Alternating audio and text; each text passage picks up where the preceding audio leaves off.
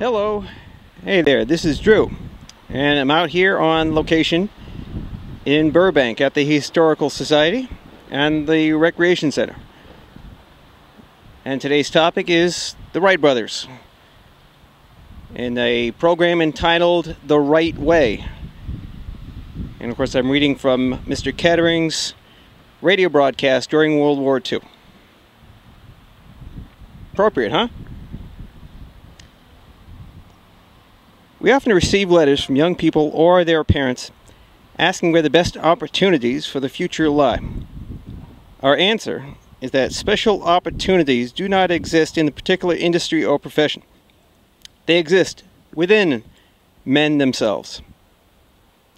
On December 17th, 1943, the world celebrated the 40th anniversary of the first successful flight of a self-powered airplane. And I can think of no better time to review some of the highlights in the early career of the inventors, the Wright Brothers.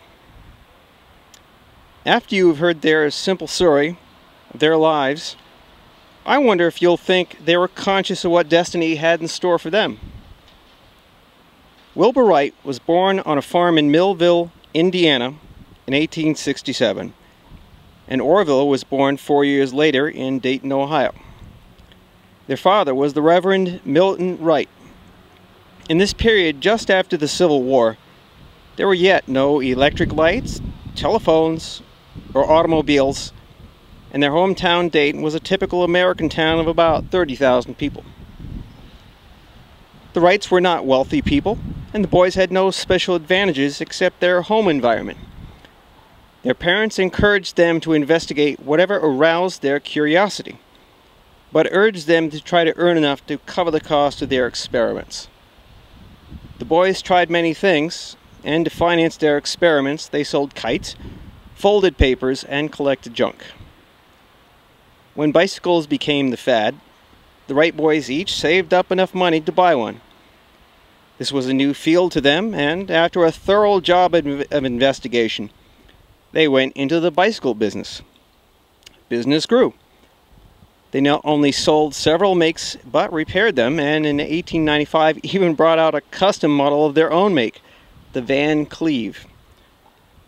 As they read scientific papers, they ran across an article on Lilienthal's glider experiments in Germany. So, they got together all the information they could find about Lilienthal and his work, and they investigated Chanute's experiments, and read about Langley. But the Wrights could never be satisfied just by reading about these experiments. They had to try things for themselves. They didn't let the fact that Lilienthal and Pilcher had been killed, or that Chanute had quit after a careful study and many experiments in gliding, prevent them from going ahead. They wanted to fly. The Wright boys in 1899 began with a biplane kite equipped with wing controls. It's interesting to note that their first man-carrying kite cost them an actual cash outlay, about $15.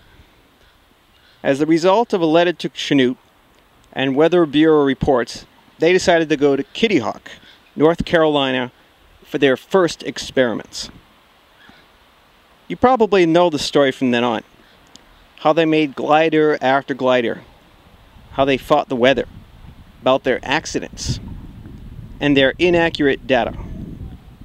During the next 2 years, they visited Kitty Hawk with new wings, new controls, and collected fact after fact, until in 1902 they felt they had enough information to build a power machine. Then began another long year's experiments on engines. They found there were none in existence that met their requirements. On December 17, 1903, after many disappointments and weeks of waiting, they made the world's first successful flight of a self-powered, heavier-than-air flying machine.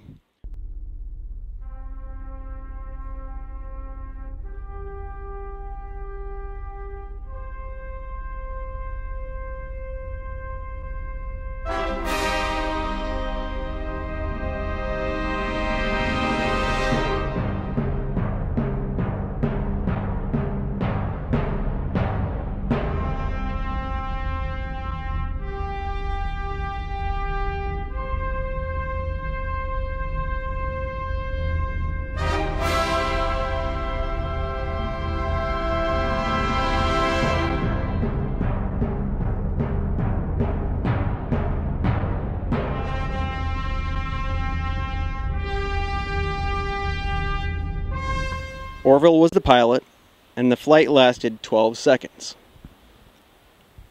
These few highlights in the early life of the Wright brothers can give only a sketchy impression of those two American pioneers. Perhaps they weren't ordinary boys, although there was certainly nothing unusual about their environment. They did not have wealth, family influence, nor educational advantages. To me, they seemed average American boys from an average American town. But they had outstanding qualities: curiosity, persistence, an intense desire to succeed, and, above all, they were self-sufficient. They were encouraged to develop themselves from within and not expect too much help from without. I believe if these young people who write us every year would take the same point of view, they could solve many of their own problems. I don't believe anyone outside should tell them they should be lawyers, doctors, or engineers, or advise them what business to get into. Suppose someone had insisted that the Wright boys get into the new automobile business. The development of the airplane might have been delayed for decades. Certainly no one at that time could have advised them to investigate the airplane business. There simply wasn't any. A young man starting out today should analyze his own problems, prepare himself, perfect his thinking, and be ready and willing to face the inevitable failures and discouragements. I would not depend too much on a fairy godmother pointing out the road to success. I would be more inclined to do some surveying and map making on my own. All right, Charles Kettering, back in World War II during his radio broadcasts on science and invention. Excellent. Thanks, Mr. Kettering, and I thank you for watching. Do rate and comment and subscribe and all that. And yes, I'm in Burbank, and this is Lockheed F-104 Starfighter. Appropriate for a discussion of the Wrights. Okay, thank you all. See you later, and keep learning.